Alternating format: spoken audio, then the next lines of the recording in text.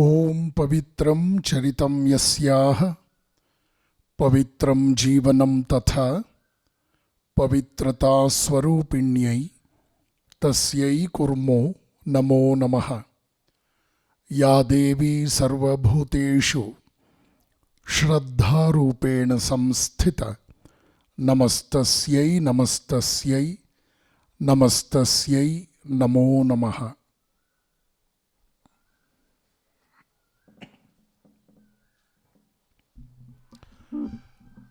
Salutations at the holy feet of Divine Almighty. My special pranams at the holy feet of Brahmalina most revered Shri Shri Shri Dr. Shivakumar Mahaswamiji, who loved me so much, a great inspiration in my life. My special namaskars to Pujya Shri Shri Siddhalinga Mahaswamiji, the Pontiff of world-renowned Siddhaganga Mutt, Tumukur. My namaskars to Honorable Director Dr. M. N. Channabasappaji, Honorable Principal Dr. Dinesh, our CEOs, all the professors, and my dear students of SIT. I feel very much happy to be a part of today's event of our SIT institution. The National Level Technical Symposium organized by students of SIT today wants me to speak on the subject cultivating self-confidence, the best way to harness youth potential. It is worth to call this program Reignite Our Thoughts. Excellent terminology they have coined. My dear friends, I being a graduate of Electronics and Communication from University of Mysore, addressing the students of technical world gives me a festive mood to be in the midst of my young brothers and sisters. What I studied during my engineering days, something like analog electronic circuits, digital electronic circuits, RSP subject, television engineering, some subjects pertaining to microprocessor, and my project, how to display the alpha numerals on a computer based on microprocessor 885 kit. They are all still green in my memory, even after 34 years. Technical education helps us a lot to equip ourselves with regard to the modern scientific challenges of the world, the contemporary world, I mean. But it is really shocking to know that however technically we may be equipped, however we may be successful in adopting the latest scientific inventions in our day-to-day life, somewhere each and every human being in the society is facing a very crucial problem, the problem pertaining to the lack of peace, lack of happiness, contentment, etc. Perhaps the human society, somewhere it has neglected the most important aspect of education, and that is the reason why we are facing so many problems in spite of very good technical education and modern education too. I want to recall this shloka uttered by Chanakya, the Prime Minister of Sri Chandragupta Maurya. And Chanakya is the author of a very popular, internationally recognized book of management and political wisdom, the title of which is Arthashastra. Chanakya says, Yauvanam dhanasampattihi prabhutvam avivekita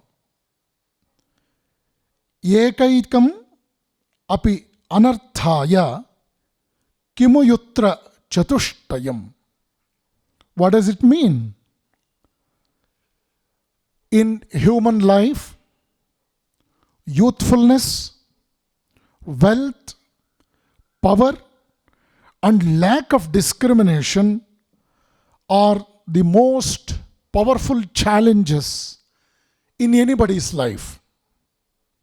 Even one of them can destroy our life if it is not properly managed. What to speak of all the four joining hands? This is a very great challenge. So,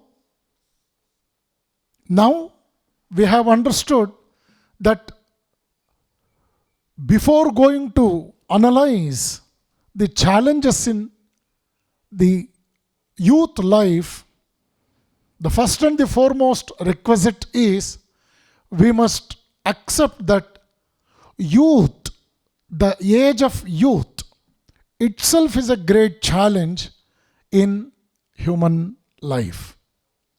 So keeping this in our mind at the outset, let us have some introductory words about the reality of our life. The world has proved beyond doubt that on the soft bed of luxury, most kingdoms have expired. Luxury alone could not fetch everything that was needed for fulfilling the purpose of human life. The world hates changes, as we all know. If at all, if you want to bring a change in the society, if you want to introduce a new aspect in the society, more and more you find the opposition against that. The world hates changes. That is quite but natural. That is the nature of the world. But the bitter truth is, it is the only thing that has brought progress in human history. Yes, the world hates changes, but ultimately, through such changes, the change for better only, the world has progressed a lot since time immemorial. We all know that the lengthened shadow of a man is an institution. Man is a social animal. Here, we have so much to study on our own self. We have to listen to the words of the people of wisdom and people of experience. We must keep in our mind that even though the world doesn't have any wings, they can fly 1,000 miles. So listening to the words of elderly people, people of wisdom, is the need of the hour. It is better to understand a little rather than misunderstanding a lot, is a wise advice of an elderly personality. Today, the students go to college mainly to get the certificates, the course completion certificates. They receive the actual education elsewhere. These are the words of Swami Purushottamananda ji, my spiritual guru. And when I read the introduction to Encyclopedia Britannica, more or less the same words were reflected in the foreword written by Mortimer Adler, the chairman who was entrusted with the responsibility of preparing Encyclopedia Britannica in several volumes. In the introductory note, he writes, the real education of any student will start after he quits the college. Then you may ask me, what is the purpose of going to college all these years? Yes, It will fetch you two benefits. Number one, by going to college, you can have the enhancement of your intellectual curiosity. Number two, it will teach you a lesson whereby you will come to know that education is not confined to a particular period of time, rather, it is a lifelong exercise. See, this is the beauty of learning. Education is not confined to a particular period of time. We have to learn all through our life is the reality of learning in our day-to-day life. Education that does not make a man thoughtful is not worth the name. Similarly, education that does not shape one's life is mostly futile. The strange thing in human society, to quote a few, men are generally more careful, more anxious of the breeds of their horses and dogs than that of their children. This speaks about where exactly we have neglected the beautiful signs of our life. Education may fetch us so many things, a list of great things we may acquire from education, but the most important requisite for any individual to be a man in the truest sense, to be human apart from our external features, is we must be honest in our day-to-day life. Be not simply good, be good for something is the utterance of the great thinker Ruskin. And the saint,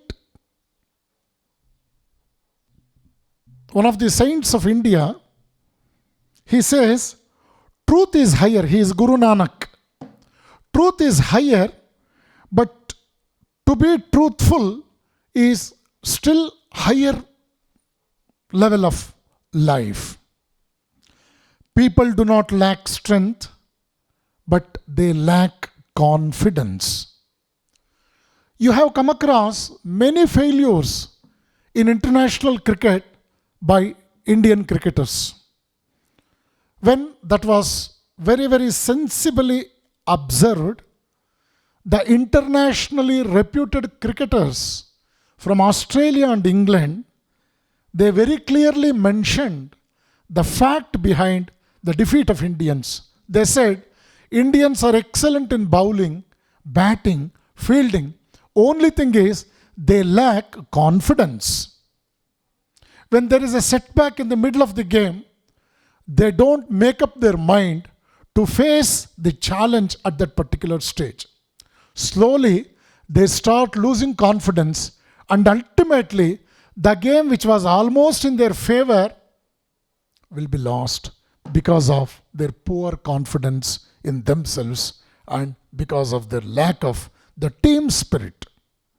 See, this is a great lesson each and everyone has to understand with greater responsibility. Aiming for something is not enough. We must hit it is the most need of every individual. To tell truth, my dear young friends, to tell truth, you need memory. Mere simple memory is enough to tell truth. But you should know, in our contemporary world, you know, lies have very, very greater degree of attraction. To lie, you must have greater degree of memory power. To say truth, you need not go for so much of memory power. To lie very frequently, because you have to remember the previous lie, what you uttered with one of your friends. And when you meet another friend, to lie again, you must be very careful what you did with the previous person. That cannot be repeated here. Many a times you may fail here if you repeat the same lie. Again, you have to formulate another new lie and protect yourself. See, to lie, you need more memory power rather than to tell the truth. Courage is a ladder. We all must understand. And this ladder has got all the virtues getting mounted on its different steps. At the same time, success is also a ladder where you cannot climb the ladder keeping your hands in your pocket. You have to hold the ladder, and with a great strength in your legs and thighs and a great plan to go up, you must march forward, upwards. A brave man may fall, but he will never yield to any situation, is the truth. Relaxing is resting, yes, but laziness is rusting, it is said. Second part of my lecture is, I want to quote the way the literature got changed in the last 2 centuries, especially in the land of America. Stephen Covey, a great American thinker and an author, in one of his books, 7 Habits of Highly Effective People, he says, in the last 2 centuries, American literature has observed 2 distinct patterns. In the first 150 years, emphasis was given to character building aspects which include honesty, integrity, sincerity, dedication, truthfulness, service, and unselfishness. Later, in the last 50 years, emphasis was shifted to the external aspects of personality, such as how to prepare for interviews, how to inculcate the habit of the art of public speaking, how to develop communication skills, so on and so forth. The first 150 years distinct nature of the literature can be termed as the character ethic, and in the last 50 years, what all the demands that were asked for can be termed under the name personality ethics. My dear friends, we must know the 5 dimensions of our personality. Younger generation, you are young and energetic. You have great dreams in your life. You are physically, mentally, intellectually strong enough to face any amount of challenges in your day-to-day life. But at the same time, you must be very careful. You must be aware of the dimensions of our the personality. It has got the physical dimension, which includes our physical body, which includes our flesh, blood, bones, etc. The physical dimension is something like the house where we are living. It is something like the horse on which we are riding. The second dimension of our personality is energy dimension, that is Pranamaya Kosha. The first one is Annamaya Kosha. The second one is Pranamaya Kosha. This is the energy level, the stage of our energy. To do our physical and mental activities, we need our energy, and this will help us to digest our food, for the blood circulation, for respiration, so on and so forth. This is the Pranamaya Kosha, the second dimension.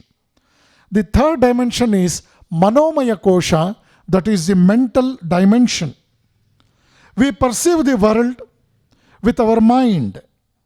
Objects of enjoyment are perceived and enjoyed by our mind in this dimension. The fourth dimension of our personality is intellectual dimension, which means Vijnanamaya Kosha. Buddhi is the discriminative facility, I mean the faculty, and through this we experience all sense of good and bad. Finally, we have Anandamaya Kosha, the blissful dimension. Here, we go deep into our individuality. I mean to say, the blissful innate nature. Going through a good book, a spiritual book, we can understand what exactly Anandamaya Kosha is. And we are driving ourselves deep into this world, which can be experienced something equal to deep sleep. And as much as we shall inculcate the habit of listening to good music, we can have a small idea what this spiritual dimension of Anandamaya Kosha is. So next, our aspect is to know about the personality development's 5 important components. Here comes the importance of today's lecture. That is, the 5 components of our personality, the personality development are: first one is the self-confidence, second is self-control, third is self-reliance, fourth is self-sacrifice, and finally it is self-realization. What is self-confidence is our next question. Faith in God, faith in ourselves is the secret of success according to Vivekananda. Faith is oneself is the first requisite. It's most important. We should know that. For personality development, faith in oneself is the first step for our success. Faith in ourselves will do everything according to Vivekananda. Swamiji says, the old religion said, he is an atheist who doesn't believe in God. But the new Vedanta says, he is an atheist who doesn't believe in himself. You may believe 1,000 gods, but that is not the solution for your problem. Unless and until you believe yourself, you cannot come out of the problem successfully, and you cannot manage and win over the challenges that come across in your day-to-day life. How to develop self-confidence is our next question. We must cultivate strength. This is the first requisite. What is that? The physical strength. Upanishad says, Sharira madhyam khalu dharma sadhanam. Secondly, we must develop the intellectual strength. It can be developed by reading healthy literature. It can be developed by developing the thinking faculty. The third one is the mental strength. By developing willpower and ability to withstand shocks and failures, we can develop mental strength. Fourth one is the spiritual strength. How to develop this? The inner purity is very important, my dear friends, without which one cannot prove himself the worthy child of immortal bliss. We may remain the impure individuals, but to become a worthy child of the immortal bliss, we must have the most important requisite, that is the inner purity. Raja Bhartruhari categorized people of the society into 5. Number 1, the superior men. What is their credential? They want to help others at the cost of their suffering. They suffer, but they want to keep all people happy. The second category is, if I do this work, I will have 50% benefit. Let him enjoy 50%. So it is something like 50-50 principle. The third one is demons. So for my happiness, I want to trouble you, torture you. I want to make all negatives towards you. Fourth one is, he could not name it because if I do some work, it will not benefit me. At the same time, I will see that it should not benefit you also. Finally, Swamiji, one of our Swamijis in Ramakrishna movement by Swami Lokeshwara Anandaji says, we can add one more. We can add one more category for this. What is this? He could not name it. He says, the suicidal bombers, they kill themselves, they damage all the vital installations, and that ultimately results in mass destruction.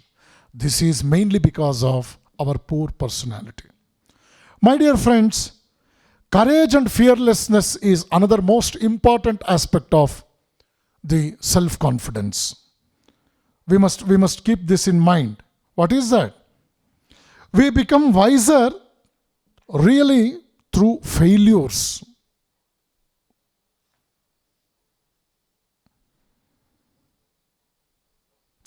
Courage is absent, it is not absence of fear. Courage is not something like running away from fear. Rather, courage is welcoming fear, managing fear, and making fear an object of our happiness. More and more we face the challenges and the fear in our day-to-day life. We can beautifully manifest our own, the hidden strength within us. We are not sinners. We must keep this in our mind. Because many a times, if we think we are sinners, we make blunders. Never we should think that we are weak, we are sinners, we are miserable, we don't have strength to face the challenges. Rather, we should know that we are the children of immortal bliss. Each soul is potentially divine, according to Swami Vivekananda. The next aspect is inculcating positive attitude. That is most important. My dear friends, your attitude of today will decide your altitude of tomorrow. You may have two huge problems in day-to-day life. The fear of failure and the fear of criticism. You need not worry much about these two aspects. Never think in a negative way. Always develop the positive attitude, because the advancement, as quoted in Upanishads, what beautifully they have mentioned, is like this. Sannimitte varam tyago vinashe niyate sati. When death is so certain, why can't you die for a great cause? Death for the cause, but not success, should be our motto. See, we have a liberty, answer 6 questions out of 10 in our academic curriculum. But the same principle is not valid for our life. The success in life is something like jumping a trench, a drainage. In exam, if you get 45 marks out of 100, you are promoted to next class. But while jumping a trench, a drainage, you cannot fix your passing marks to 45% or 50%. You will fall down. You will be in the slush. So, the principle in life differs from the principle what you have adopted in your schooling. That's why Albert Einstein said, I want to keep my education always away from my schooling. More than a life of success, I respect a life of values. He says, teach our children all good things, which are all beautiful things, which are morally good. So, my dear friends, our attitude of today will decide our altitude of tomorrow. So, negative thinking, it weakens our faith, and always we must inculcate the positive attitude. If you have half a cup of milk, never say it is half empty, rather have the positive attitude that it is half filled. Try to live with those. This is the most important psychological advice. Try to live with those who have mastered their minds. If you cannot do that, at least think of them, because mind controls mind. When iron comes in contact with a powerful magnet, it will experience magnetism. For that, I insist all our youngsters to go through the message of Swami Vivekananda to the younger generation in particular. We have the Panchashilas, as I mentioned in the beginning. The first one was self-confidence. The second Panchashila of our personality development is self-control. See, by following a regular lifestyle, we can have control on our own selves. At the same time, we must live a life of positive thinking. That also helps us a lot. Self-imposed discipline will help us to enjoy freedom to a very great extent. As Vivekananda says, freedom means responsibility. Freedom means responsibility. The success in life is something like, it is not something like if I get 92 out of 100 in one of the subjects, I may be the topper in the university, but to define success in the truest sense, 92 out of 100 is not the reality of success in my life. It is something like what I achieved in comparison with what I am capable of achieving. My serious thought should be in the direction where exactly I lost 8 more marks. See, that speaks about the success in life. So we must differentiate, we must discriminate between these two. The Panchashila 3, that is self-reliance, it means you can achieve self-reliance by inculcating hard work. Number 1. Number 2, self-reliance, it means harnessing the power of organization. Self-reliance means following law of karma. This is very important. Shri Krishna beautifully explained in Bhagavad Gita. The results of all our actions, whether good or bad, are sure to come to us sooner or later, of course, with compound interest. Shri Krishna in Bhagavad Gita says, asking for privileges and benefits without discharging our duties and responsibilities properly is unethical and illegal. The Panchashila 4 is self-sacrifice. Vivekananda says, great men are those who build their highways for others with their heart's blood.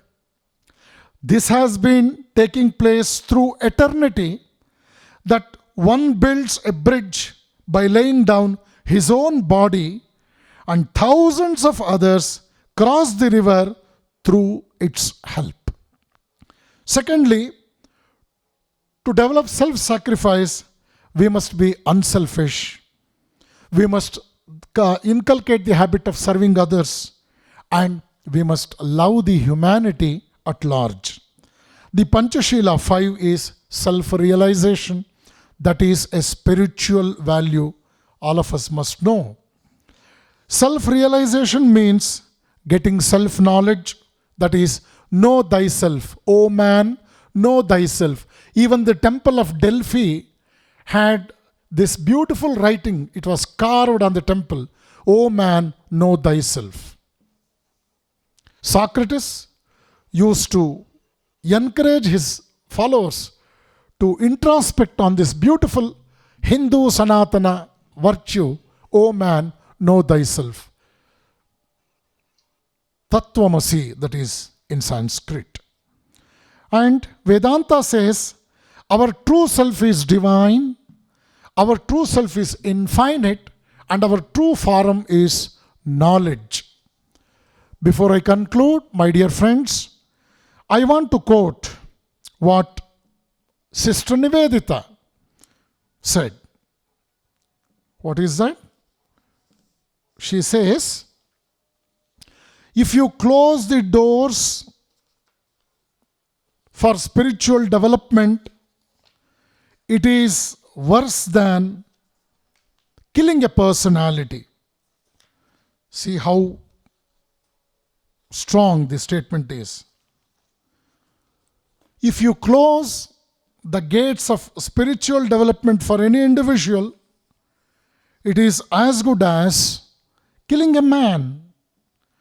To close against any gates of higher life is a sin far greater than murder, for it means responsibility for spiritual death, for inner bondage, and result in ruin unspeakable.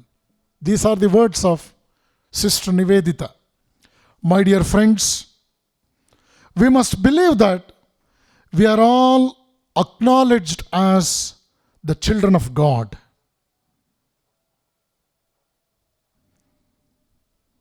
Ours is not an individual life.